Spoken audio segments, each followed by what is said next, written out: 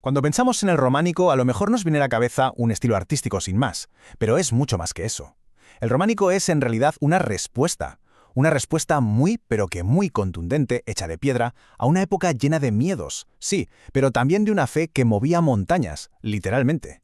Así que hoy nos vamos a meter de lleno en cómo esa mezcla de miedo y piedad fue la que levantó las primeras grandes fortalezas de la cristiandad en Europa. Es que, a ver, solo hay que fijarse un poco en estas iglesias. La pregunta sale sola, ¿verdad? ¿Por qué parecen fortalezas? O sea, ¿qué necesidad había de construir estos auténticos castillos para Dios? La clave, como vamos a ver, no está tanto en la técnica o en la arquitectura, sino en cómo pensaba la gente de aquel entonces. Y para entender esa mentalidad tenemos que hacer un pequeño viaje en el tiempo. Hay que transportarse a un mundo que, la verdad, se parece muy poco al nuestro. Un mundo lleno de inestabilidad, de violencia y con una ansiedad que casi se podía tocar. Un miedo constante al fin del mundo. A ver, hoy en día un cambio de milenio es una fiesta, ¿no? Pues en aquel momento nada que ver. Para la inmensa mayoría de la gente, el año 1000 era sinónimo de desastres, del apocalipsis, del juicio final. Pensemos que las invasiones de normandos, musulmanes, húngaros, habían hecho saltar por los aires lo que quedaba del imperio carolingio. Había un vacío de poder brutal y una sensación de caos total. Y claro, en medio de toda esa crisis, la gente necesitaba, pero de verdad, algo sólido a lo que agarrarse. Un refugio, sí, físico, pero sobre todo espiritual. Y es justo ahí, en ese contexto, donde el arte se convierte en un espejo perfecto de toda esa angustia. Esos monstruos que vemos tallados en los capiteles, esas figuras extrañas, no están ahí por casualidad, no son un simple adorno, ¿qué va? Son la pura materialización de los miedos de la gente, un recordatorio constante, y bastante aterrador, por cierto, de que el infierno existía y de que había que buscar la salvación como fuera. Vale, entonces tenemos un mundo que parece que se cae a trozos. ¿Y qué hace la Iglesia? Pues ofrece una solución. Pero no una solución cualquiera, no, una solución monumental. La lógica era aplastante. Si el problema es el miedo, la fragilidad, la incertidumbre, la respuesta tenía que ser todo lo contrario, algo permanente, robusto, eterno. Y esa respuesta fue la piedra. Así de sencillo y a la vez así de revolucionario. Se dijo, basta las construcciones de madera, que eran fragilísimas, que se quemaban con nada o no aguantaban un ataque. Se pasó a la piedra, porque la piedra, claro, era el símbolo de la eternidad, de la fuerza de Dios contra lo efímero del mundo. Fue, de verdad, una auténtica revolución en la forma de construir. Y esta nueva arquitectura en piedra tenía, por así decirlo, una receta, con unos ingredientes muy claros. Primero, muros increíblemente gruesos, muchas veces reforzados por fuera con contrafuertes para que no se vinieran abajo. Segundo, el arco.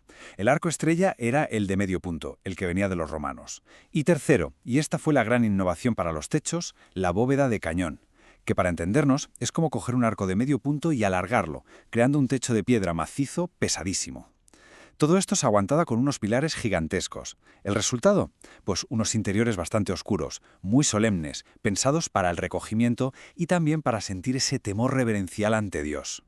Esto que vemos aquí resume a la perfección la filosofía del románico. Aquí el protagonista absoluto, la estrella, es el muro. El muro lo es todo. Es la estructura, es defensa, es el lienzo donde se pinta y donde se esculpe. Las ventanas, los huecos, son mínimos, casi como si se hubieran abierto a regañadientes. Es justo lo contrario de lo que pasará después con el gótico, donde la obsesión será justo la contraria, hacer desaparecer el muro y que todo fuera luz. Y de ahí viene esa expresión castillos de Dios, que es que no puede ser más acertada. Hay que pensar que se vivía en un mundo feudal, un mundo de señores y de castillos. Pues bien, la Iglesia se construye como el castillo definitivo, la fortaleza inexpugnable del Señor más poderoso que existe.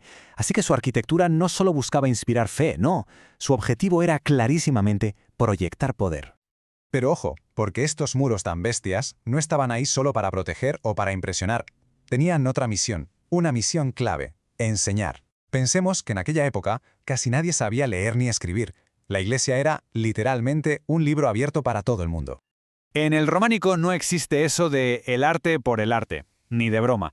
Cada imagen, cada escultura, cada pintura tiene un propósito muy claro: ser didáctica, enseñar algo. Se convierten en una especie de catecismo visual. Las historias de la Biblia, las advertencias sobre lo que pasa si pecas, las promesas del paraíso, todo se contaba a través de la piedra y del color, para que lo entendiera todo el mundo. Vamos a ver cómo funcionaba esto en la práctica. Si nos ponemos delante de una iglesia románica, la portada, la puerta de entrada, era como la portada de ese gran libro de piedra, la página más importante. y se leía de una forma muy concreta, como lo haría alguien del siglo XII. Primero se mira arriba, al tímpano, que es ese semicírculo donde está la escena principal, el mensaje más gordo. Después, la vista sigue las arquivoltas, esos arcos que van uno dentro de otro. Y finalmente, se lee el dintel, que es la viga horizontal que está justo encima de la puerta. Todo el conjunto cuenta una historia con todo el sentido. Sé lo que se puede estar pensando. Vistas con ojos de hoy, estas esculturas pueden parecer un poco toscas, ¿no? O incluso primitivas. Pero cuidado, esto es una elección artística. No es que no supieran hacerlo mejor. El artista románico no está buscando el realismo, no le interesa copiar la realidad. Lo que quiere es que el mensaje se entienda perfectamente. Y por eso las figuras se estiran, se encogen, se adaptan como sea al espacio que tienen. Lo importante no es cómo se ven, sino lo que simbolizan. Es un lenguaje de ideas, no una foto.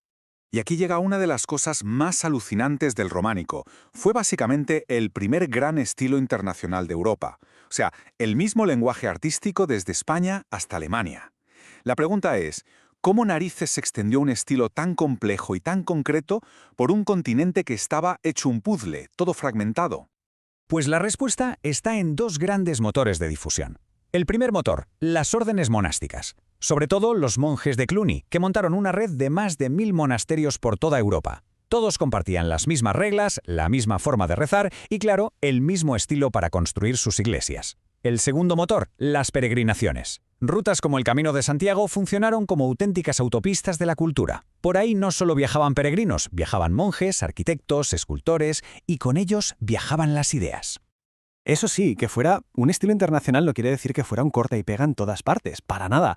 Era más bien como un idioma común, pero que luego cada región hablaba con su propio acento. En Francia, por ejemplo, hay una variedad tremenda. En la zona de Alemania buscaban una escala gigantesca. En la península ibérica se mezclaba con influencias mozárabes a lo largo del camino. Y en Italia, pues claro, nunca perdieron de vista su pasado romano y bizantino. Un solo lenguaje, pero con muchos dialectos. Bueno, y después de todo este recorrido, ¿con qué nos quedamos? ¿Cuál es la esencia del románico? ¿Qué es lo que nos ha dejado esta época de fortalezas para el alma y de Biblias de piedra? Pues para empezar, que el románico no fue una moda pasajera. Estamos hablando del lenguaje visual de Europa durante más de 200 años. ¡200 años!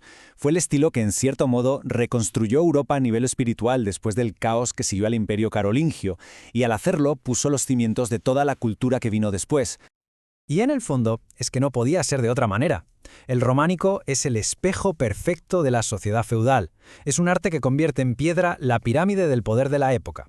En un mundo donde la tierra lo era todo, sus dueños, que eran la nobleza y el clero, usaron el arte para dejar muy claro quién mandaba y cuál era el orden correcto del mundo. Así que el románico fue la arquitectura de la solidez, la del muro grueso, la de la oscuridad que protege. Pero, ¿qué pasó cuando esos grandes miedos del año 1000 se fueron calmando? ¿Qué pasó cuando Europa empezó a ser un lugar un poco más seguro y próspero? Pues que surgió una nueva pregunta. Si ya no hacen falta castillos para Dios, ¿qué construimos ahora? Y esa búsqueda de algo nuevo, de la luz, de tocar el cielo, daría paso a la siguiente gran revolución arquitectónica. Pero bueno, esa, como se suele decir, ya es otra historia.